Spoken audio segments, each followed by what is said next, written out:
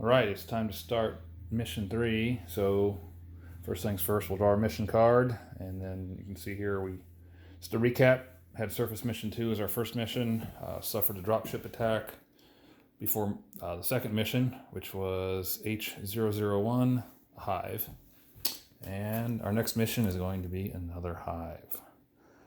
H002, objective, locate the area where the civilians are being held captive, and then return to the entry point.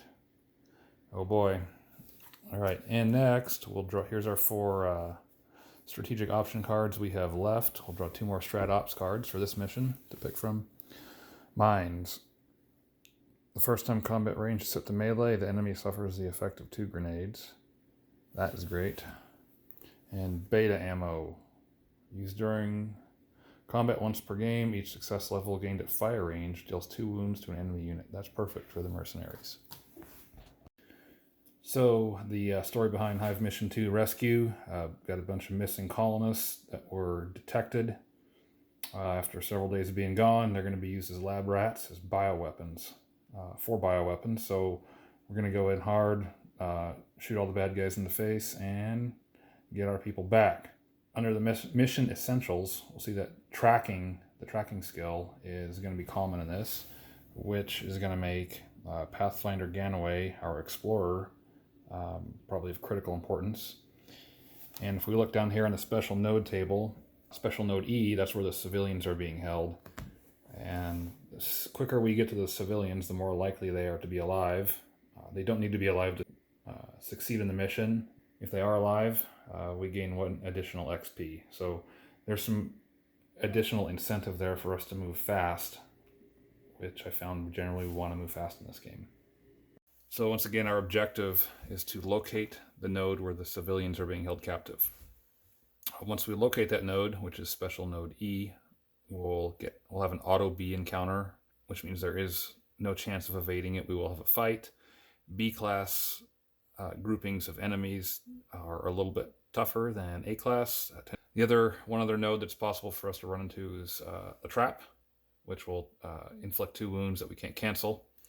And that's an automatic trap we can't avoid. And then there's a blank node, which is a Class A encounter, and only on a 5+ is it activated, so no big deal there. Mission variants, I'm not going to use either one of these. The easy variant is to replace a T node with a blank.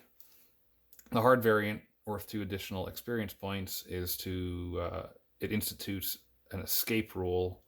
So now, once the civilians are located and presumably found alive, they must be escorted out. The time marker gets reset to 25 turns, so it basically gives you 5 turns to escort the civilians out. I think this needs to be reworked. It's easily possible that you're 5 nodes or more, beyond 5 nodes, into the hive, which makes it highly unlikely that you escape. We're not going to use this, so let's review the mercenaries and assess their strengths and weaknesses before we determine how we're going to compose our troops. Mercenaries, Class A encounters, we're only going to see soldiers. Class B, we could see these sergeants. There is a chance we see battle drones on any given Class A encounter. Battle drones are more oriented toward fire range combat. So looking at the enemy cards, mercenaries have 2 wounds, so do the battle drones. And the mercenary soldiers have a fire and melee attack skills of 4, equivalent to or worse slightly than our line troops. And then battle drones are better at fire than the mercenaries and equivalent in melee. Battle drones also have a force field, so when at fire range, we automatically have to cancel 1 wound under this unit. It does not affect wounds inflicted by AP. So if we bring our heavy weapons guy, that'll negate that force field at fire range. However, the force field doesn't apply at melee range, so that's something for us to consider. The mercenary sergeant, possible in that final encounter, perhaps on another node or 2, depending on how that hive deck is constructed, are very effective at fire range. They roll die, they add 1 to it, divide by 2 at fire range. That gives you the number of hits they inflict. Melee, they're a little bit worse, but still much more deadly than either of the other 2. Toying around with bringing a squad composition that can handle both melee and fire range, and ideally being able to switch into melee range, or have good odds of switching to melee and to deal with the sergeant. These are the three types of troops we'll likely see. Okay, let's look at the squad composition I selected here, and we'll go over a brief recap of the skills some of these guys gained on their last mission. So the squad leader, McFly, selected the tactics ability, which allows him to adjust the range determination roll up or down by 1 at the beginning of every combat round. That makes it more likely for him to be able to switch from fire to melee or melee to fire if an undesirable roll was received. It doesn't guarantee that he's able to switch, but it makes it more likely. McFly Norton, fire team, took the aid de camp trait, and that allows him to add +1 AP to the squad leader's command skill check throughout the whole mission. McFly will be a little bit more likely, as long as Norton is alive and on the same mission with him, to generate a command point, which should help us speed through hive tiles as well as generate command points during combat. Taken together, there's a potential that we'll be able to move that range determination result up or down 2 as desired. 1 due to the tactics ability from the squad leader, and one of the orders that the squad leader can implement is the deploy, which allows a further +1 or -1 on the range roll. If we do get to fight the B-class event enemies, which is the linchpin for success on this mission, we have a better chance of going to melee, which is kind of how I'm thinking I'm going to approach it. Battlemech Murph, another fire team, has a runner ability. He gets to add +2 AP to all advanced checks, so we should be able to move through some of the advanced nodes a little quicker. Pirate Mario, bull strength, just 1 extra hit point, so he'll have can take 3 hits instead of 2. Sapper Baldwin, an assault team, better at melee range than fire range. He's been belly aching from the backbench, wanting to get in and punch some bad guys in the face. Found a way we can get him in here and be a good asset for the team. A lot of times we're probably going to find ourselves at fire range. However, we are going to be a little bit stronger at melee range if we include him, and this is kind of one of those things where you hedge your bet. Instead of being 100% oriented toward fire range, we're going to weaken our fire range combat compared to last game when we had the sniper.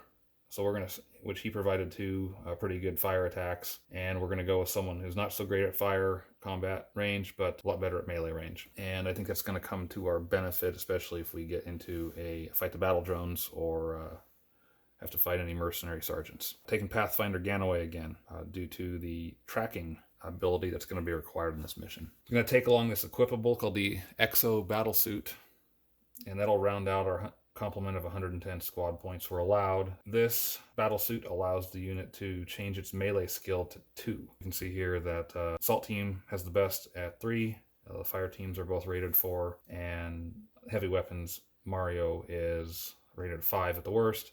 And none of their veteran bonuses apply toward melee. So these guys up here are not well suited toward inflicting a lot of damage on melee. And thematically, you kind of want to put your Exo Battlesuit here on top of your assault team. However, he's already decent, and the benefit for giving him this battlesuit is not as much as going from a 3 to a 2 here is not as good as having our assault team already firing at a 3 at melee, and then moving our heavy weapons team from a 5 to a 2. So I'm going to equip the heavy weapons team with the Exo Battlesuit, which means they're also going to want to join Sapper Baldwin up front and dish out some close range combat. So that should help us inflict a lot more damage at melee range and give us incentive to move that dial from fire attacks to melee attacks now and again. Also, this can cancel wounds. However, every time it successfully cancels a wound, there's about a 1 in 3 chance that the Exo Battlesuit's destroyed for the rest of the mission. Looking once again here at our enemy cards, the mercenary soldier, sort of irrelevant at whatever range we decide to go fight at. He's has equal skills at both. Battle drones are definitely more effective. They're both more dangerous and more protected at fire range. If we can use these abilities, especially the tactics and the aid de camp, may be instrumental in helping to use a deploy order. We may be able to go from fire range to melee range if we have to fight battle drones and or mercenary sergeants, where both of these enemies are less effective and less deadly. And assault team Sapper Baldwin, as well as that Exo Battlesuit going to the heavy weapons team, should make us very versatile at both ranges. There are numerous ways to attack each mission, if you will, or plan each mission. We could have gone with, like we did last time, with a team oriented entirely toward fire combat. We could have brought a medic and one less combat unit, or maybe drop that battle suit, brought a different weapon or a type of armor along, not just to accommodate Sapper over here, who was barking in various corners of the internet about wanting to get in and punch the bad guys in the face. I also do want to build some experience on my roster, and it's great to take the same people over and over again and build up their experience, but it's also a benefit to round out the development of skills on your team, as at some point here we're probably going to take some casualties, and it's probably going to be a good deal to have an assault team that's more effective due to combat experience gained. All right, wanted to share a little bit of information here about the campaign before we proceed any further. We're on mission 3, which is going to be H002 here in this space, and then we're still at alert level 1. That means that we're going to use the following hive tiles, or pick from the following hive tiles when we deal out a new sector. Most of these are going to be A-class events, 5+, 6+, 3+. So soldiers and or battle drones. There's some things like pits and toxins in here. But we do have possible for us to get B-class events on 2 nodes in addition to our objective node here, the E node. All right, and I am going to select 2 StratOps cards to use for this mission, so we won't get any bonus points for selecting less than 2. Maximum resources will allow me to take 1 more resource, so intelligence or medkit likely. Mines. This is a great strat-op if we can get to melee range. So basically when we are in combat and the first time during that combat we get to melee range, the enemy will suffer the effect of 2 grenades, and the effect takes place before the enemy will get to fire back. So it's a non-simultaneous attack. If we deal a lot of damage, any units killed before they can attack back. So I hope to employ this when I face a B-class encounter, and hopefully the only one we face is at the end of the mission. And the whole goal will be to use the tactician ability from our squad leader, and perhaps a deploy order if we can generate a command point, especially with the help of Norton's aide-de-camp ability. Melee range, we may be able to adjust it to melee range and then inflict a debilitating attack on the enemy, and especially eliminate any sergeants before they get a chance to fire back. That's the plan. We need to generate our entry point sector, so we'll flip tile over here. Narrow passageways. All right, this is a valid tile since it does not have a special node. So we'll go ahead and flip over 2 more. And we need to place these where legally possible. So it looks like we're going to be forced into, by the nature of those passageways, we'll have to place that one there. And then our third one.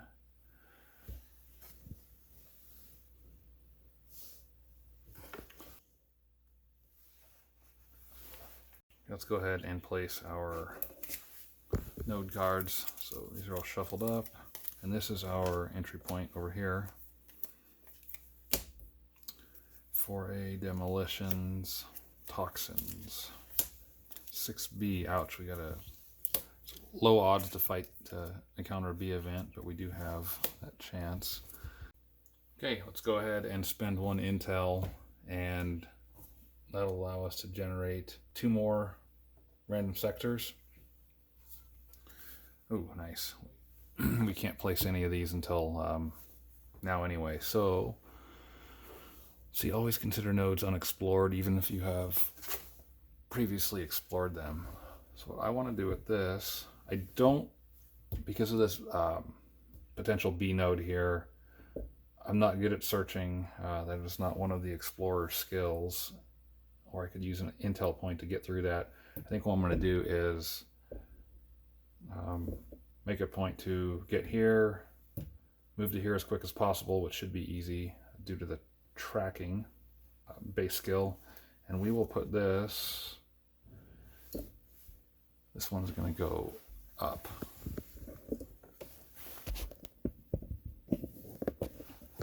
We'll put that one there. And now we'll draw a second hive tile, and we have one more. So I can't put this here because of the entry point. The tunnel doesn't match up. If there is no legal placement, that's our only entrance into this sector here.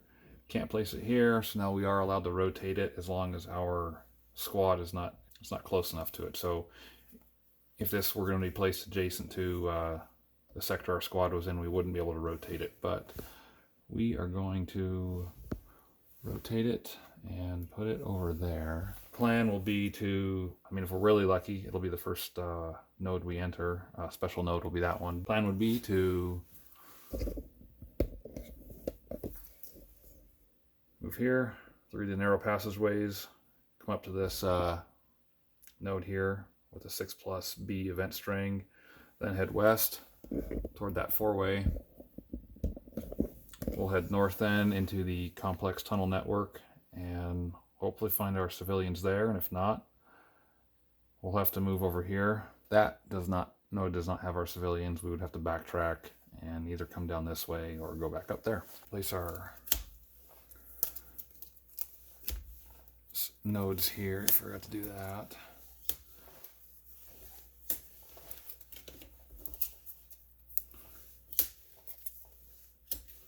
Tracking, again, that's something we're ready for. Search, not great. It only needs 1 success level. Base, that's tracking. Advance is 4. We can handle that easy. And then another tracking up there. All right, I'm pretty satisfied with the map layout here, and I think it's as advantageous as you can get in a hive. We only have 2 hive tiles with special rules. The narrow passageways down here means only 2 units from each side can fight at a time. Only one of those we're actually possibly going to face enemies on.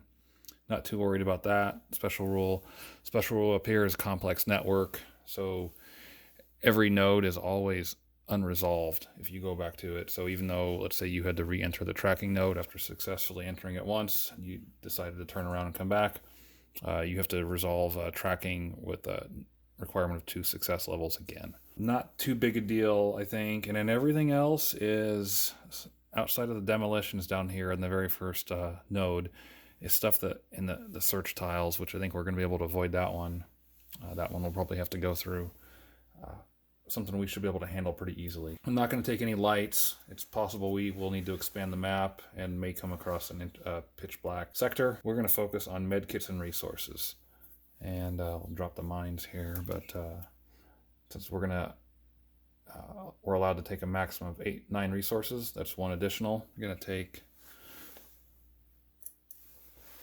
5 medkits and 4 intel. Now, we do have to spend 1 of those intel for deploying. We use it to deploy 2 extra sectors at the beginning of the hive setup.